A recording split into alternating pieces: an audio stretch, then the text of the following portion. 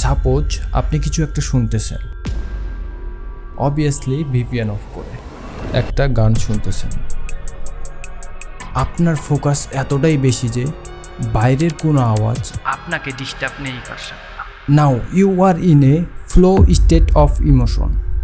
আর এই পুরো ব্যাপারটাকে আরও ইপিক বানানোর জন্য যেটা দরকার সেটা হলো sound effect. Yes, I feel like Kobe 24, you know I had to ice my wrist. I've been ballin' since a young, you know I had to stack my chips. Bending corners, 12 personas, know we had to take them risks. You want a spot and take a shot, don't give a fuck about no miss.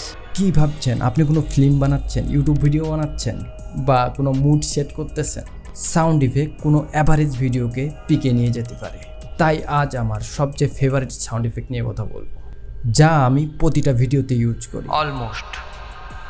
কিন্তু sound design আর sound effect not the same thing. Sound design বিশাল একটা subject, যেটা নিয়ে পরে কোনো একদিন video নিয়ে আসবো। কিন্তু সাউন্ড ইফেক্ট হচ্ছে সাউন্ড ডিজাইনের পাওয়ারফুল একটা পার্ট। আর এটা যদি একটু ইন্টারেস্টিং হয় তাহলে তো আর কোনো কথাই নেই। Like this first one, telephonic voice.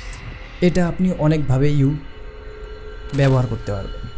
ধরুন আপনি একটা টেলিফোনিক কনভারসেশন দেখাচ্ছেন, অথবা ভিডিওতে কোনো কমেডি পাঞ্চ লাইন বা স্পেশাল কোনো নিউজ থ্রো আউট বুঝাতে যাচ্ছেন।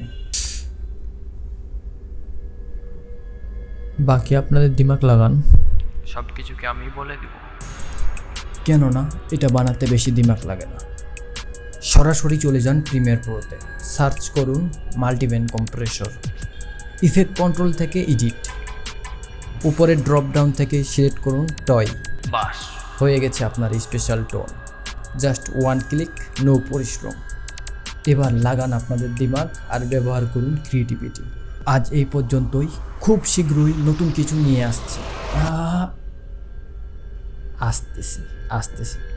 তবে অলওয়েজ রিমেম্বার, সাউন্ড ইফেক্ট হচ্ছে ঠান্ডার মতো, কম হলে ঠিক আছে, বেশি হলে মুড আর কান দুটোই।